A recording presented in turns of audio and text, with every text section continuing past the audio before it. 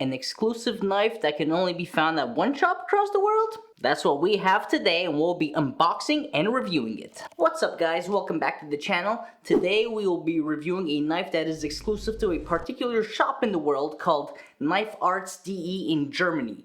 Lukas, owner of that store, is the one who sent us this beautiful exclusive knife that only his shop sells. And if you don't remember Lukas from the past video, he's the one that sent us the Hasegawa board. So if you haven't seen that video, check it out right here.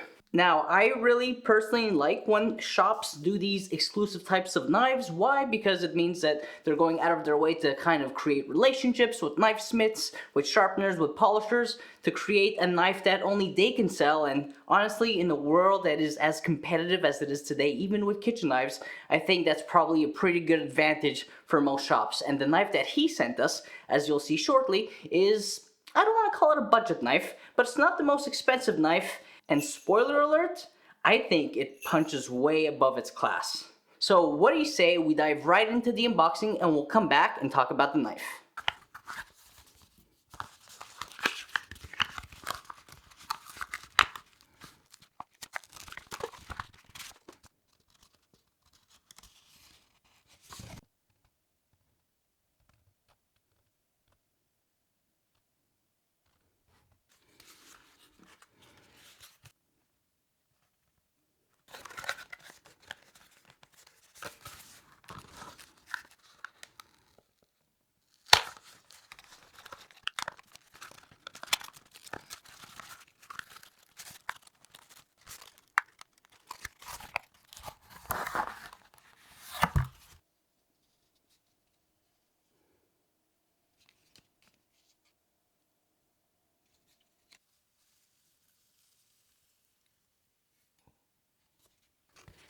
Damn, that's nice.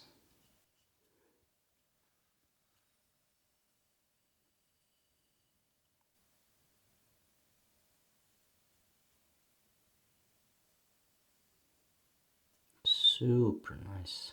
Weird thing to say, but this just feels like a high-performance knife. No maker's mark, nice and clean. Nice simple polish. Nice Nashiji, and love the mono handle. Beautiful tapering. There you have it. Not only was it difficult for me to open the envelope, it was difficult for me to open the packaging. The packaging was very straightforward, but something about my mind at that moment when I unboxed it, from destroying the wax seal, I feel like I need some pointers on how to open a wax sealed package. But the point is, knowing what you know now about the knife, having seen it on screen, seeing how it comes in a really cool package, seeing how it also comes with a nice user maintenance little letter that's on nice thick paper, again another wax seal, shows that Lukas puts a lot of attention to detail in what he is selling. So the knife in front of you is a knife that when you unbox it, it looks a little bit inoffensive, right? It's super simple. I'm a big fan personally of a 210mm Gyuto. This one feels really nice in hand, nice balance point, really a big fan of the profile. Super nice Nashiji finish. The Rosewood handle is fantastic. Now, on his website, which is where you can find this knife, I had to translate because for now the website is only in German. You can use Google Translate. If ever you're not sure what you want to buy and you don't speak the language, you can always message Lukas on Instagram. He'll be happy to help you. But I believe when I translated the description of the knife, it said something like the handle is not sealed. And so I did seal it myself because I found it to be a little bit dry. Otherwise, maybe a big sticking point for some of you, so I'll tell you right away what you need to know in order to give you confidence. But if you take a look at the information that's on the website, as well as the information that's up on screen, taking a look at the flyby of the knife, it will say that basically this is an undisclosed type of spring steel and that we don't know who the knifesmith is except they come from Indonesia. So to some, they might be reluctant and pull back, and I completely get it, okay? I'm here to tell you that that is justified. An example I thought of the other day on a dog walk was essentially if, say, Ferrari made an engine, but they didn't want you to know it was Ferrari, and they put it in the chassis of a Toyota, if people heard about that, they would feel comfortable buying that Toyota because they know it's a Ferrari engine. If they didn't know that it was a Ferrari engine, then there's risk, right? So that's the important piece. it's only important to know the maker because the maker is going to have a reputation. If the maker is undisclosed, then most people are thinking, well, are you hiding something, or do you not have a lot of confidence in that maker? And so I guess at the end of the day, what I'm trying to say is, here's the beauty. I now took that risk, right? I don't know who the knifesmith is. I didn't press Lukas. It's undisclosed. It's an Indonesian blacksmith. It's a spring steel of unknown origin. But I took that risk. So if anything, what this review should serve is it should serve as a point in time where I'm telling you how I honestly feel about the knife. And therefore, whether you know the maker or not, it should not impact whether you choose to buy it. Because if you like the performance of this knife, you didn't have to take the risk to buy and try the knife. I did, and hopefully my opinion will help kind of reinforce where you stand with this. At the price, I think the knife performed way above its capacity. I didn't expect much, like I said. It's a super inoffensive look. It doesn't have all the bells and whistles that some other knives I don't have, but I really like the simplicity. That being said, the Rosewood mono handle is really well crafted. It's got nice fit and finish. Of course, finish-wise, again, it is untreated, but there's only so many ways to bring the price down of a knife you're gonna sell, so no big deal. I put some beeswax, mineral oil, and it feels a lot better in hand. The Nashiji finish is really nice. I like the Haishinogi line. The Nashiji finish also, I gotta say, is actually pretty consistent. In terms of the spine, this is not a laser, it's also not a workhorse, it's somewhere in between. So shortly, you will see this knife perform. But like I said at the beginning of the video, honestly, this knife performs way above its class. And if I knew the price, I still probably, again, I get you, wouldn't buy not knowing who the maker is because I'd want to see it in action to see if I think it's worth the money. And I'm here to tell you that honestly, I think this is worth the money. I think this is the type of knife that someone just entering the Japanese kitchen knife world might not buy right away because it is a carbon steel. It is reactive. I didn't find that it reacted particularly quick. I probably put about 30 minutes of performance and cut time with this, and it has a beautiful patina, but I can't say that it reacted in a way that was undesirable. Some of the knives that I use that are probably higher in carbon content, you can smell the corrosion build as you use them. This one was easy to maintain. It still has a beautiful finish. It has a great performance, again, way above its class, super comfortable in hand. I can't say enough good things about it, to be honest. Hopefully you'll enjoy the rest of the video where you'll get to see this knife perform, and you will hear me say it probably over and over again as I'm filming and I'm talking live, how impressed I am with the performance of this knife. So that's basically it. If you guys have any questions, let me know in the comment section below. The one caveat I will say is, of course, performance is important, but if, say, this knife would have dulled after 10 minutes after a week, then that will also impact how I feel. Again, not knowing the maker, that's more of a risk. That risk has been put aside because I've tried it for you, but maybe it's worth sending me a message a few weeks from now and saying, Frankie, how's the edge retention? Because that's another piece that's unknown, right?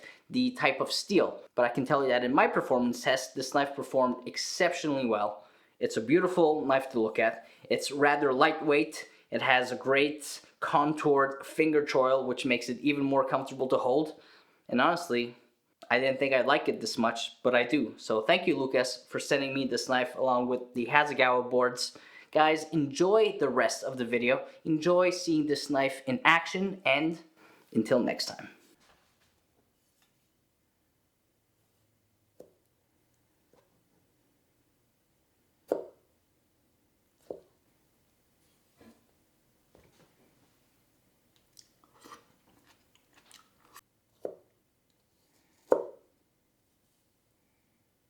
Nice and thin behind the edge. I'm impressed. Especially for a knife of this price. Yeah, really thin. Barely any friction.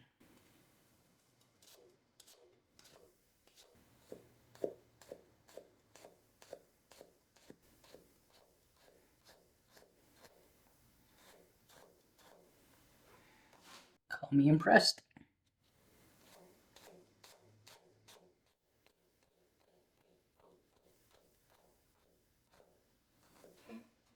Very nice bite and cutting performance.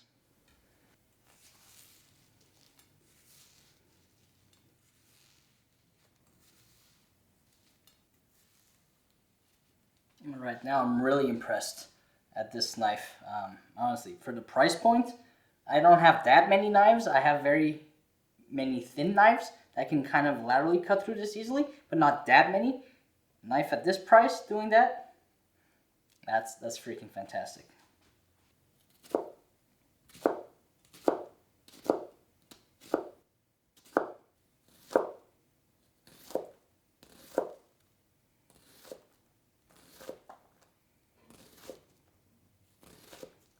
My biggest issue right now is the board's a little small for this onion.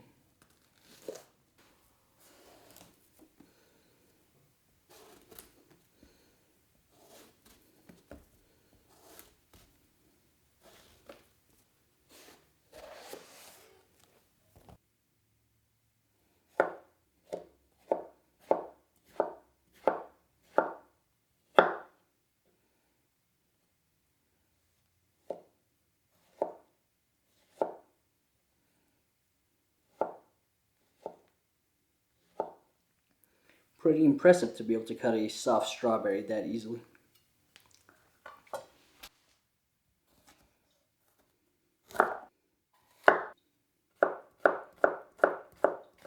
Very impressed with this knife, man.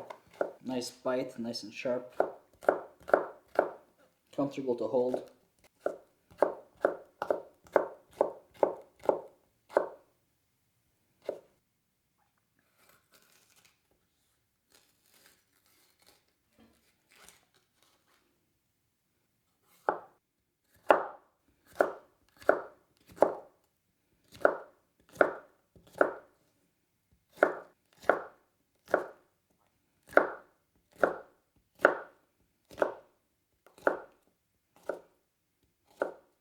Crushed the pepper skin a little bit, but all in all, really, really impressed.